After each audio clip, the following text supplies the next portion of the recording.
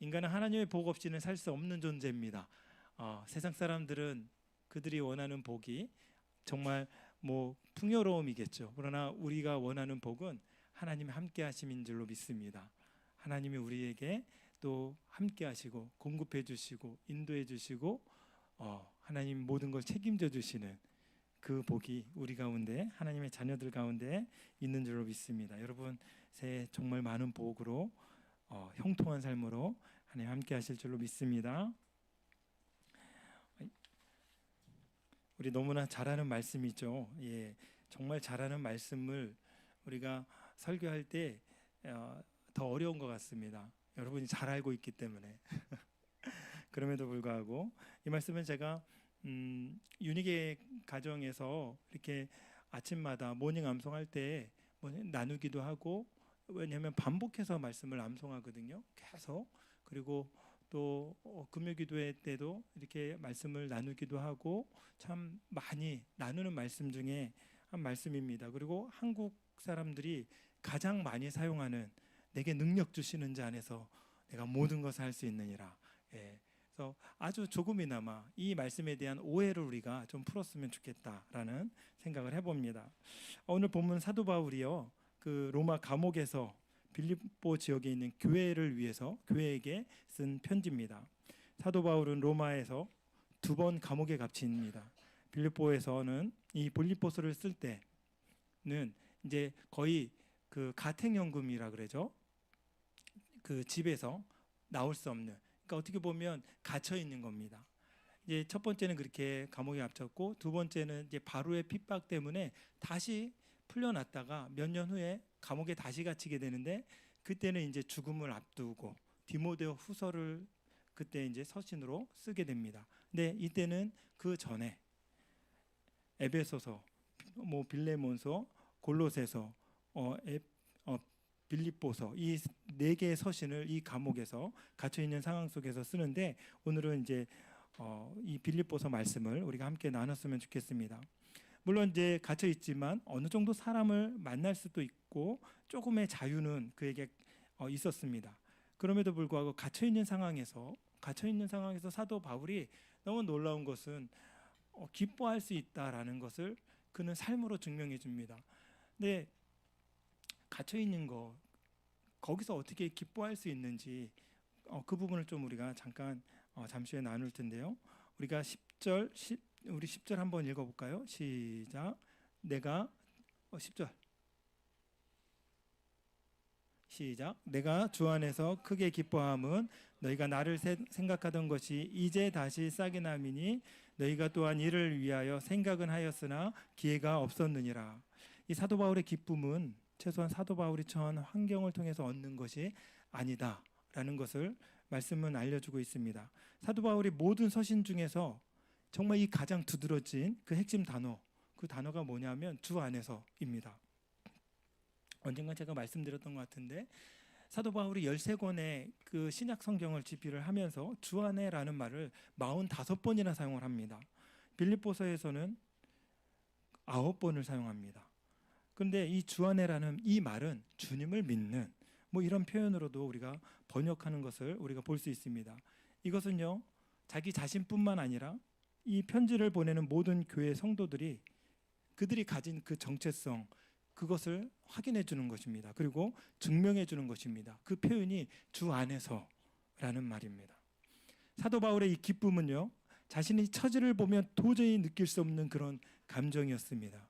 근데 제가 보니까 감정은 굉장히 일시적이잖아요.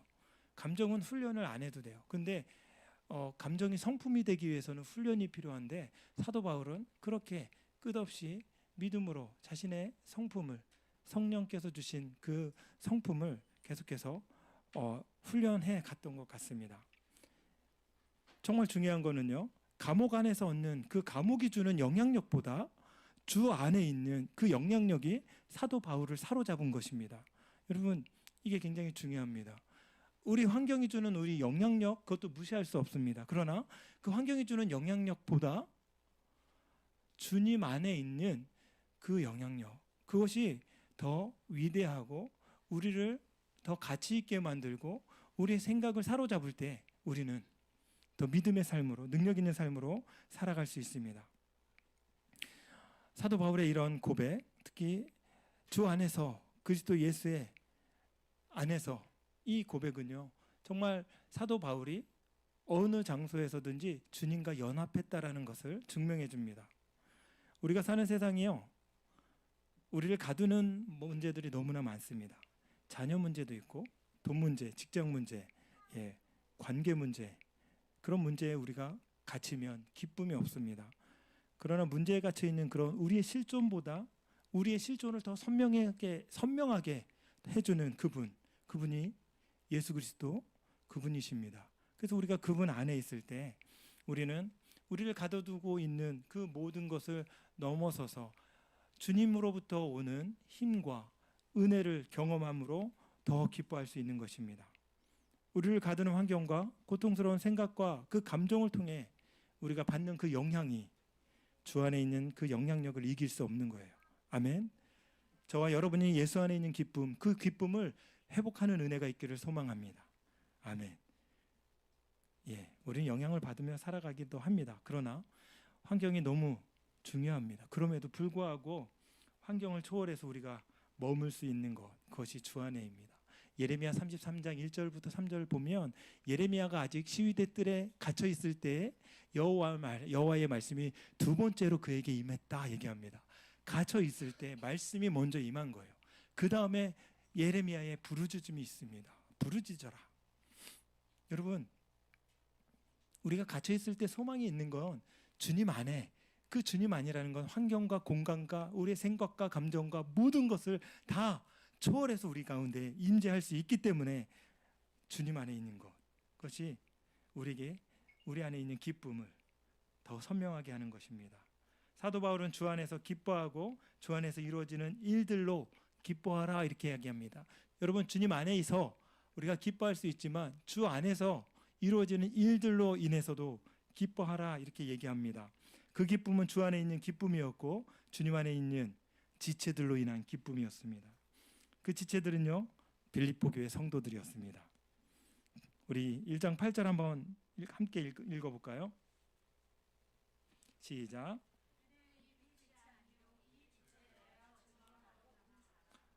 1장 8절인가요? 제가 읽어드리겠습니다. 지금 4장 8절이었죠. 1장 8절, 내가 예수 그리스도의 심장으로 너희의 무리를 얼마나 사모하는지 하나님이 내 증인이시니라. 예수 그리스도의 심장으로 빌립보 교인들을 사랑한다고 합니다. 이 시대의 심장은요, 인간의 감정과 생각의 중심을 말합니다. 사도 바울이 사용한 그리스도의 심장은요, 예수 그리스도께서 자기 백성을 위해서 그 십자가를 지시기까지 한 그 사랑을 의미합니다. 그 사랑을 본받은 사도 바울은요, 빌립보 교인들을 향해서 내가 그리스도의 심장으로 너희 무리를 얼마나 사모하는지 하나님이 내 증인이시다라고 얘기합니다. 사도 바울이요, 빌립보 교회를 아끼고 사랑한 것처럼 이만큼 아끼고 사랑했습니다. 그런데요, 이만큼 아끼고 사랑한 것처럼 빌립보 교인도 사도 바울을 그렇게 사랑했대요. 얼마만큼 사랑했는지 우리가 잠시 후에 한번 볼게요. 빌립보 교회가 사도 바울을 향한 생각은요, 그냥 간염해서 그치지 않았습니다. 그냥 보고 싶다. 사도 바울이 우리에게 좋은 말씀을 주셨고 이 빌립보 교회를 세웠으니까 너무나 귀한 분이야. 그렇게만 얘기하지 않습니다. 사도 바울이 그를 사랑하신 그 빌립보 교회를 사랑하고 또 빌립보 교회가 사도 바울을 사랑했을 때 정말 서로 얼마나 아름다운 사랑이었냐면 빌립보 교회는 이 사도 바울에게 후원을 합니다. 그 사랑의 마음을 담아서 기도하고 후원합니다. 그런데 그냥 후원이 아니라 아주 힘들고 어려운 과정 속에서 후원을 합니다. 빌립보 교회는요, 이 로마에 갇혀 있는 사도 바울이 있는 곳까지 1200여 킬로가 됩니다. 여러분, 여기서요, 부산을 갔다가 왔다가 대전까지 가는 거리인데요, 지금은 차가 있잖아요. KTX로 한 2-3시간이면 가지만 그 당시의 교통은요 2-3시간이 아니라 뭐 길게는 몇 주에서 몇 달까지 걸릴 것 같아요. 그 정도의 거리를 그 연보를 들고, 근데 그 연보도 도적을 만날 수도 있고 정말 이렇게 어떤 생명의 위협을 당할 수 있는데 그 연보를 들고 그 사도 바울에게 건너해 줄 정도로 그렇게 빌립보 교회는 사도 바울을 사랑합니다. 생각만 하고 보고 싶어만 하는 것이 아니라 정말 그 생각을 실천으로 옮기면서 사도 바울에게 자기의 사랑을 보여주는 거예요. 사도 바울을 기억하고 있고 또 그 기억하고 사랑하는 마음으로 그렇게 헌금을 모아서 사도 바울에게 보내줍니다. 상대방에게 관심을 가지고 있다면 상대방에게 어떻게 해야 되죠? 보여줘야 되죠. 예. 사랑해라는 말이 굉장히 파워풀하지만 행동이 없는 사랑해는 말로만 그냥 이렇게 사라져가는 이슬과 같은 그런 것에 지나지 않을 때가 많습니다. 정말 행동으로 보여주는 것, 그것이 사랑입니다. 제가 행동으로 보여줬기 때문에 저희 사모님을 맞이할 수 있었습니다. 제 별명이 뭐였죠? 매너리였습니다. 보여주는 사랑으로 항상. 미국 사람들은요, 레이디 퍼스트가 저거잖아요, 문화잖아요. 저도 이제 한국에서 자랐지만 항상 문을 먼저 열어주고, 왜? 사랑하니까 항상 먼저 아내 먼저 챙기고 늘 사랑하는 마음으로 그렇게 했어요. 근데 미국 사람들 무섭더라고. 이게 정확한 건지 모르겠는데 나쁜 일 있을 때도 레이디 퍼스트라고 얘기하는데 여기 아이들 있을 때 좀 더 구체적으로 말하면 충격받을까봐 제가 말은 못하겠지만, 근데 저는 나쁜 일 있을 때는 제가 먼저 하고 항상 아내 먼저 보여주는 사랑, 그것이 이 빌립보 교회의 사랑이었습니다.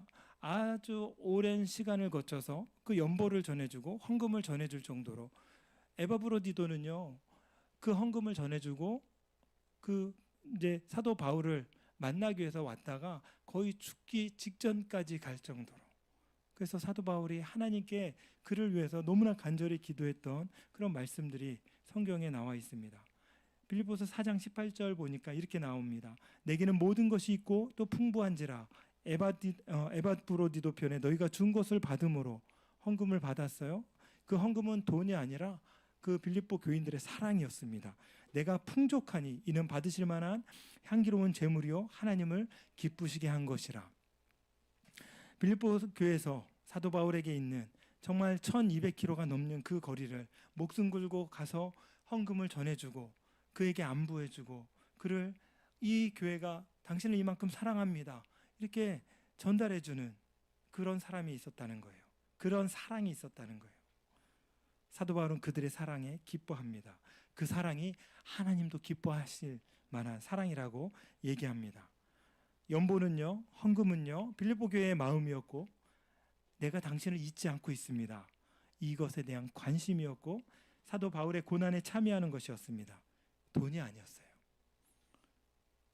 저는요, 사도 바울이 가택연금을 당하고 갇혀 있잖아요. 이 빌립보 교회의 이런 관심과 이런 사랑을 통해서 정말 그런 마음을 느꼈을 것 같아요. 기억하고 있구나. 기억하고 있구나. 이 믿음의 사람들이 나를 기억하고 있다는 건 어떻게 연결이 되냐 하면 하나님이 나를 기억하고 계시는구나. 여기까지 연결이 돼요. 여러분, 얼마나 큰 위로가 되는지 몰라요. 하나님이 여러분을 기억하고 계시는구나. 아무도 나를 다 잊어진 존재라고 생각할 때, 그때 누군가가 나에게 안부를 전해주고 나에게 뭔가 이렇게 소식을 전해줄 때, 나의 필요를 뭔가 채워줄 때 기억하고 있구나. 그 사람을 통해서 주님이 나를 기억하고 있구나. 그것을 우리가 경험하게 됩니다.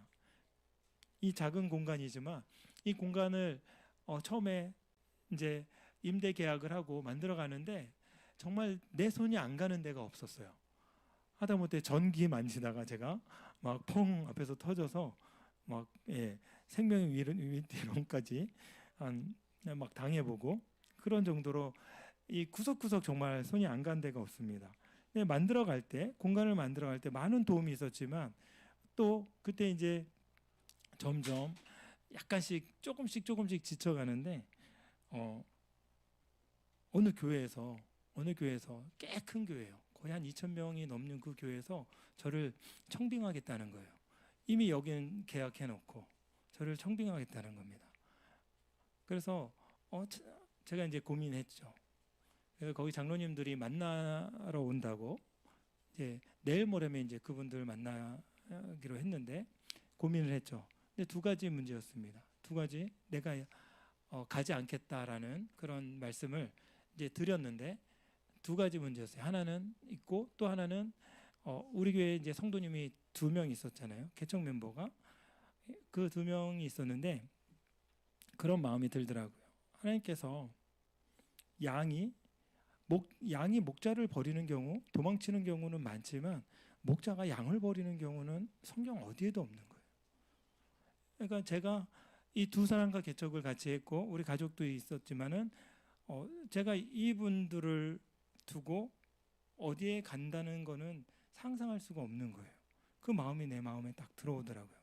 그러면서 하나님 앞에 내가 뭘 감사했냐면 그런 일련의 과정을 통해서 하나님 아직도 나를 기억하고 계시는구나. 이게 나한테 너무나 큰 위로가 되는 거예요. 너무나 힘든 시기에 어려운 과정을 지나면서 하나님께서 그런 모습을 통해서 나에게 내가 너를 기억하고 있어. 이것을 그런 상황을 통해서 보여주시는데 너무나 위로가 되는 것입니다. 하나님께서요, 여러분을 기억하고 계십니다. 여러분 혼자 외로워할 필요가 없는 거예요. 하나님께서 우리를 기억하고 계시는 것만으로도 우리는 힘을 얻게 되고 하나님의 그 안에서 기쁨이 회복될 수 있는 줄로 믿습니다. 하나님께서 나를 기억하고 계시는 거죠. 사도 바울이 그런 마음을 가지지 않았을까? 나를 기억하고 계시는 하나님이 계셔서 그 힘든 시간을 큰 힘을 얻지 않았을까? 묵상할 수 있었습니다. 빌립보 교회의 위로는요, 사도 바울이 혼자가 아님을 보여주는 하나님의 은혜였습니다. 여러분 혼자가 아니심을 여러분 잊지 마시기 바랍니다. 아멘. 그리고요, 여러분 한 사람 한 사람이 우리 말씀 씹는 교회 성도들이 서로 연결돼서 서로에게 위로가 됐으면 좋겠습니다. 그러면요 외롭지 않아요. 성도가 서로 교통하는 것 하나님께서 우리에게 주신 은혜입니다. 그래서 우리가 여러분 한 사람을 통해서 하나님이 나를 기억하고 계신다는 것, 그 은혜를 누리는 우리 말씀 씹는 교회 공동체가 되기를 소망합니다. 그래요, 우리가 이제 너무나 잘하는 말씀을 우리 한번 읽겠습니다. 이 사도 바울의 이 위대한 고백, 우리 13절 한번 읽어볼까요? 시작. 내게 능력 주시는 자 안에서 내가 모든 것을 할 수 있느니라. 아멘. 여러분 능력 주시는 자 안에서 여러분 모든 것을 할 수 있습니다. 아멘.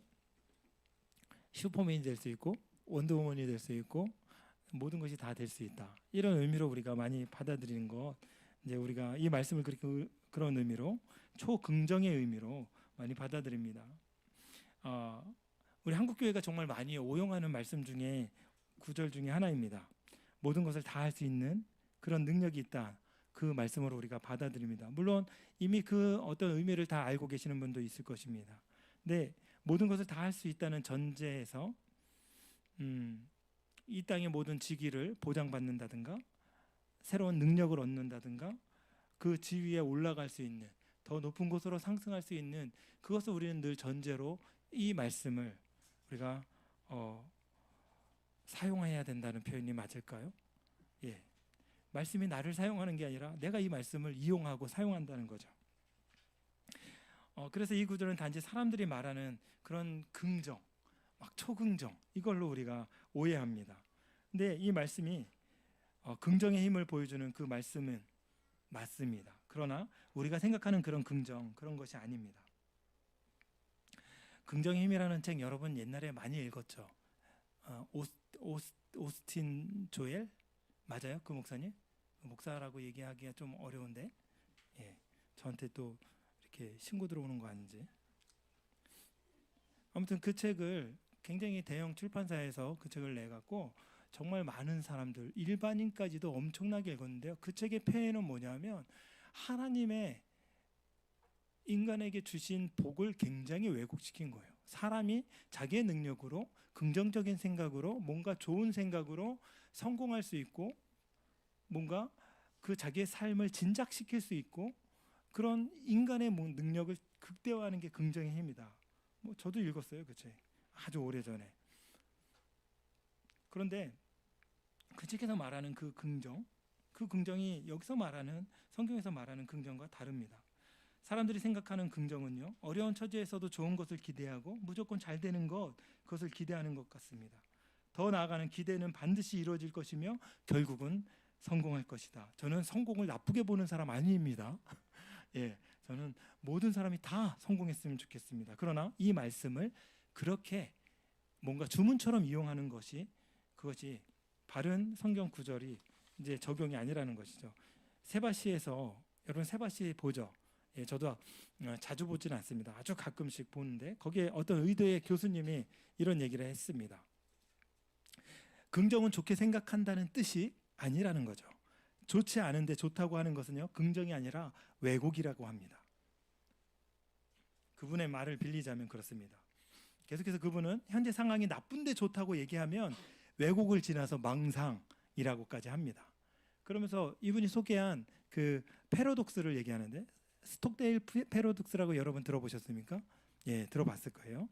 그 영상에서 가장 긍정에 대한 유명한 일화가 이 심리학에서 스톡데일 패러독스라고 소개를 시켜줍니다.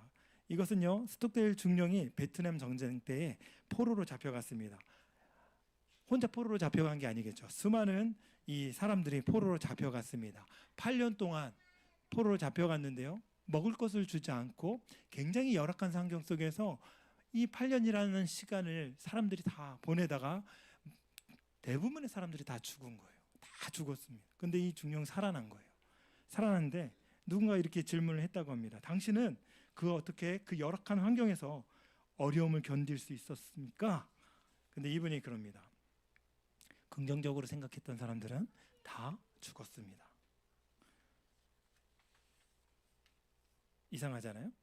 긍정적으로 생각했던 사람 다 죽었습니다. 그러면서 그 교수님이 좀 더 설명합니다. 이번 크리스마스에는 전쟁포로가 석방될 거야. 이런 긍정. 또 크리스마스가 지나고 보면 다시 실망하는 거예요. 여전히 자기는 포로 신세였거든요. 또 긍정적으로 생각합니다. 봄이 지나면, 부활절이 되면 우리를 풀어줄 거야. 우리는 자유케 될 거야. 그런데 봄이 지나고 부활절이 지나도 여전히 묶여 있습니다. 그러면서 이분들은 시름시름 앓기 시작합니다. 그러면서 한 사람씩 죽어간다는 거예요. 그렇게 몇 년이 지나고 나면 병이 생기고 다 죽어간다는 거예요. 그런데 이 사람은, 이 스톡데일 중령은 살아났습니다. 왜 살아났느냐?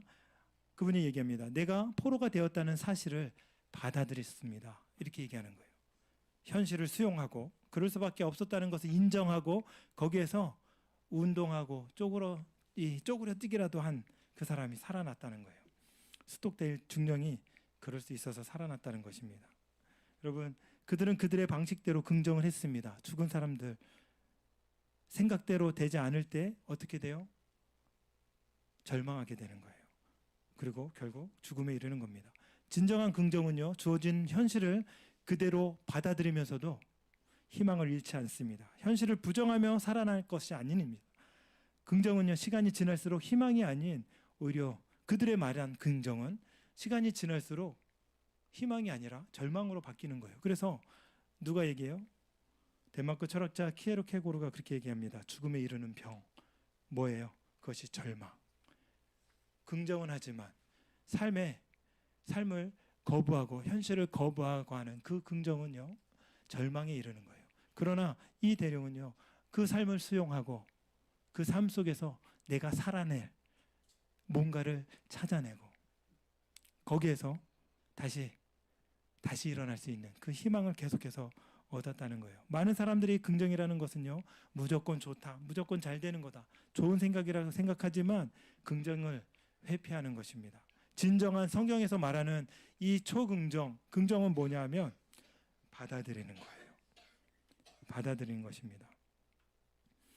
현실을 부정하게 하고 현실에 대한 자기 감정을 거짓말하게 하는 것이 긍정이 아니라, 성경은 그런 잘못된 긍정의 신학을 말하는 것이 아니라 믿음의 능력을 말하는 거예요. 사전적인 긍정의 의미, 그 의미는 뭐냐면 받아들이는 거예요. 인정하는 겁니다. 오늘 말씀도 마찬가지인 거예요. 성경은요, 상황을 믿음으로 받아들이라고 합니다. 이것은 진정한 의미에서의 긍정입니다. 능력입니다. 그래서 성도에게 받아들이는 그 능력은 우리에게 그 삶을 일어날 수 있는, 그 삶 속에서도 기뻐할 수 있는 은혜가 있는 거예요. 그래서 능력 주시는 자 안에서 모든 것을 할 수 있다라고 얘기하는 거예요. 그 전에 말씀이 비천에 처할 줄도 알고 풍부에 처할 줄도 알아. 모든 일, 배고픔과 배부름과 풍부와 궁핍에도 처할 줄 아는 일체의 비결을 배워노라. 그런데 여기에 중요한 사실이 있는데요. 여러분, 일체의 비결을 여러분 배울 때요, 이 사도 바울은 그냥 내 삶의 진작을 위해서, 내가 살아남기 위해서 적응한 것이 아닙니다. 예수 그리스도의 복음을 위해서, 그리스도의 복음을 위해서. 이것은 사역자에게만, 목회자에게만 주는 그 긍정의 능력이 아니에요. 능력이 아니에요. 모든 하나님을 믿는, 예수 그리스도를 믿는 하나님의 자녀들에게 주는, 모두에게 주는 말씀입니다. 복음을 위해서 나는 비천에 처할 줄도 알고 풍부에 처할 줄도 알고 손해 볼 줄도 알고. 우리가 14절 안 읽었잖아요. 그러나 너희가 내 괴로움에 참여하였으니 잘하였도라. 빌립보 사람들아. 사도 바울이요, 비천에 처할 줄도 알고 풍부에 처할 줄도 알고 내게 모든 그 주어진 삶에 능력 주시는 자 안에서 모든 것을 할 수 있었지만 여러분, 괴로웠어요. 괴로웠다는 거예요. 너희가 내 괴로움에 함께 참여하였으니 잘하였도다. 그 삶이 평탄하고 기쁘고 즐거운 삶이 아니라 괴로운 삶이라는 거예요. 그것을 부정하지 않습니다. 예수 믿는 거요, 기쁘고 즐겁고 행복합니다. 그러나요, 반면에 정말 복음을 위해 살기로 작정하면 괴롭습니다. 괴롭습니다. 저 괴로워요. 예, 괴롭습니다. 부모님이요, 행복하고 기쁘고 즐겁잖아요. 괴롭습니다. 그것을 부정할 수가 없는 거예요. 부인할 수가 없는 거예요. 그럼에도 불구하고 받아들이고 그것을 능력으로, 주님이 주신 힘으로 거기에 인정하고 우리가 복음을 위해서 나아가는 것입니다. 사도 바울은 예수님의 복음을 전하면서 심한 가난도 겪고 풍족한 삶도 살아봤습니다. 아마요, 이렇게 빌립보 교회에서 준 이 연보, 이 헌금을 사도 바울이 받았을 때 떼부자가 됐을 거예요. 그 헌금은 한 번에 그냥 지금 헌신 예배 드립시다 해서 거둬온 헌금이 아니었습니다. 어려운 상황이지만 모으고 모아서 갖고 온 거예요. 그래서 너희가 준 것으로 내가 풍족하다 이렇게 고백하는 거예요. 어쩌면 큰 돈을 받았을 수도 있습니다. 그럼에도 불구하고 그것이 내게 능력이 아니라 모든 복음을 위해서, 내가 겪은 모든 삶에 내가 복음을 위해서 그것을 견뎌낸 그 삶이 내게 능력이다 라고 얘기하는 것입니다. 그 능력이 어디서부터 오냐? 주 안에서부터. 우리가 처음에 말씀드린 이 기쁨이 어디서부터 오냐? 주 안에서. 다 연결되는 것이죠. 여러분, 주 안에 있습니까? 아멘. 예수 그리스도의 십자가를 믿는 하나님의 자녀들은요, 다 주 안에 있는 줄로 믿습니다. 우리는 주 안에서 우리가 발견하지 못할 뿐이지, 우리가 그것을 누리지 못할 뿐이지, 내게 있는 능력과 권세와 하나님 자녀의 은혜를, 권세를 다 주셨는데 우리가 그 주 안에 있는 줄로 믿습니다.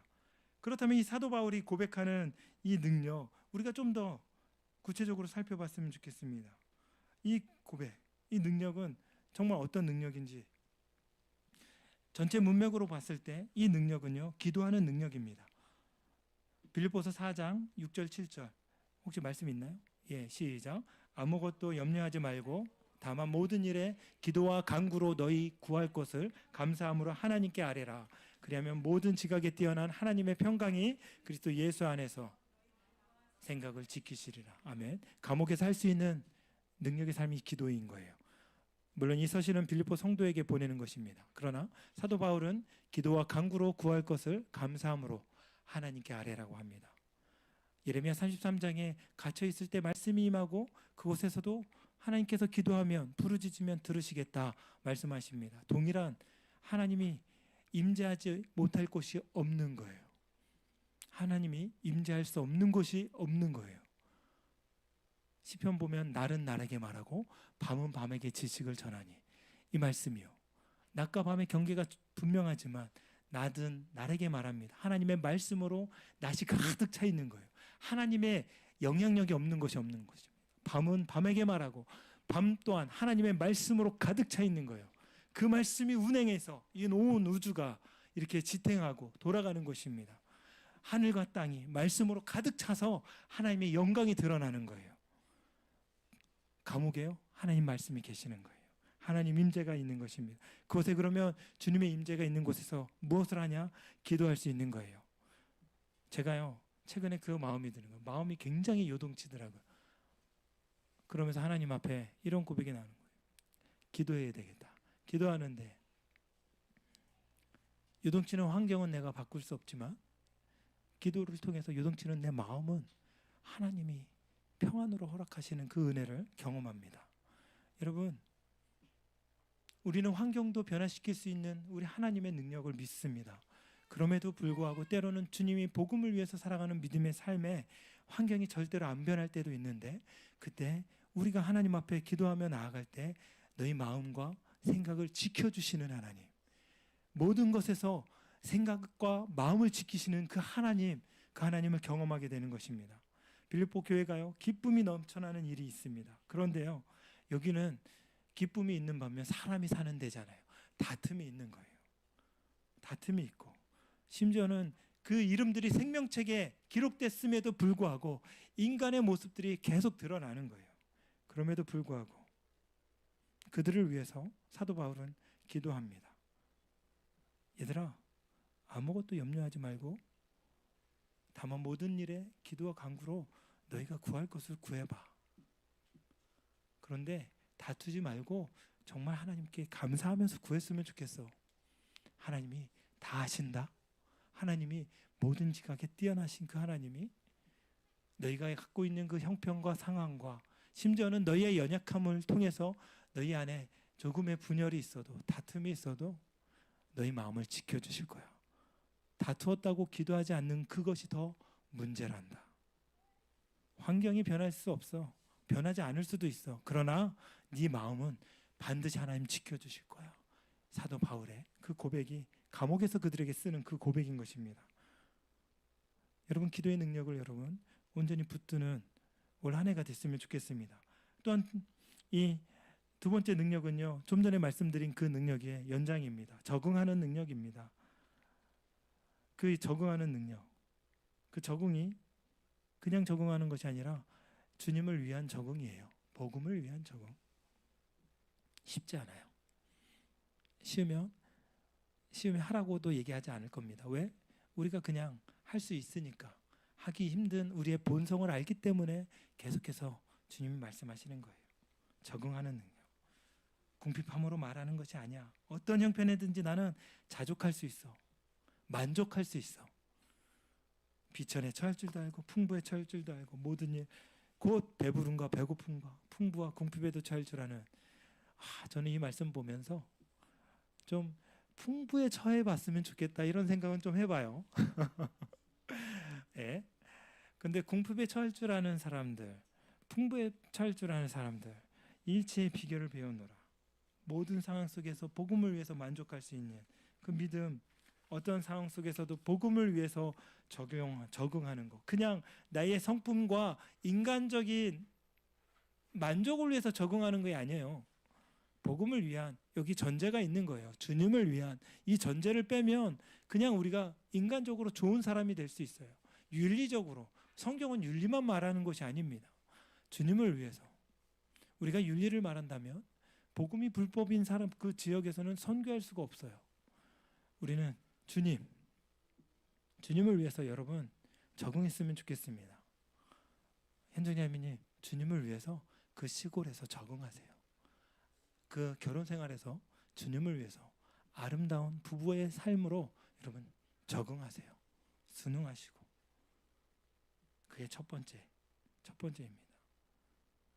우리가 정말 얼마 전까지만 해도 코로나를 지나왔지 않습니까? 우리가 가장 힘들게 했던 것은요, 정말 우리가 누렸던 그 수많은 자유함이었잖아요.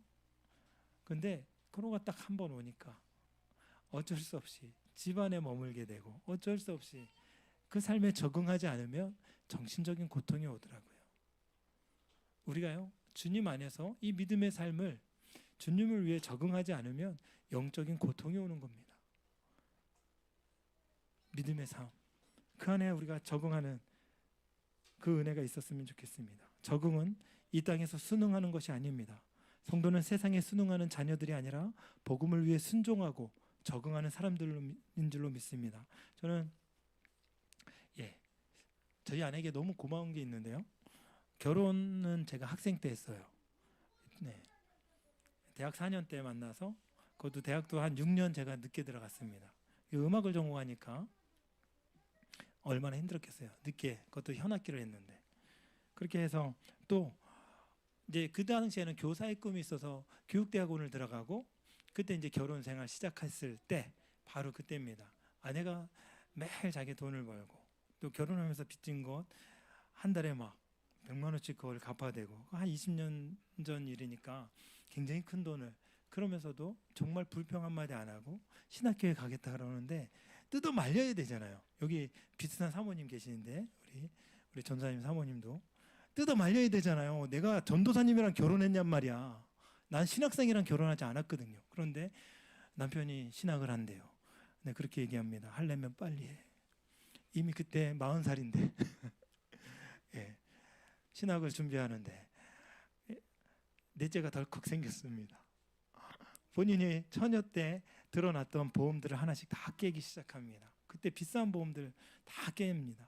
뭐 한 30%나 받나요? 그걸로 다 생활비를 하는 거예요. 생활비를 하는데 그럼에도 불구하고 한 번도 돈이 없다는 경제적인 어려움 때문에 정말 한 번도 컴플레인 한 적이 없어요. 지금까지 개척교회 하면서. 본인은 모르겠습니다. 어떻게 보면 하나님께서 그런 성격을 주셨을 수도 있는데 저는 그렇게 생각을 하는 거예요. 굉장히 고마운 마음이죠. 모든 상황 속에서 본인이 비천에 처녀 때는 그냥 쓸 거 다 쓰고 혼자 잘 나가는 디자이너였으니까 다 하고 했었는데 그런 삶을 다 접고 정말 결혼해서 이 환경에 적응하고 또 자녀를 낳고 그 자녀를 키워내고 이런 믿음 안에서 그런 모습들을 적응하는 거. 저는요 이거는 정말 쉽지 않은 그럼에도 불구하고 그것을 해내는 비천에 처할 줄도 아는 그 이후로 풍부에 처하지 않은 뭐 그런 기회가 없었습니다만 그런 은혜를 제가 더 큰 은혜인 거죠. 그런 삶을 살아낸 것이 저에게 너무나 고마운 겁니다. 여러분 진정한 능력이 그거예요. 주님을 위해서 정말 모든 환경을 긍정으로 받아들이는 것 이것이 능력입니다. 마지막으로 진정한 능력 제가 계속 말씀드리는 것 주 안에 있는 것 문제 앞에서 기뻐할 수 있는 이유 주 안에 있는 것 감옥 안에서 이렇게 기도할 수 있고 기뻐할 수 있는 이유 자녀의 문제보다 주님이 크고 우리의 문제보다 주님이 크시고 우리가 갖고 있는 그 환경보다 주님이 크시고 그 크신 사랑 때문에 우리가 오늘도 살아낼 수 있는 그 은혜가 있는 줄로 믿습니다. 신약 성경에서 형통의 근거는 주 안에 있는가 그걸로 결정됩니다. 내가 모든 삶 속에서 진급하고 모든 삶 속에서 좋은 회사를 내가 또 만들 수 있고 경영할 수도 있습니다. 물론 그것이 우리에게 주신 형통이지만 진정한 의미에서 형통은 주님 안에 있는가 이것으로 결정되는 줄로 믿습니다. 사도 바울은 주님 안에 있기 때문에 비참함에 처할 줄 알고 풍부함에 처할 줄도 알았습니다. 말씀을 마무리할게요.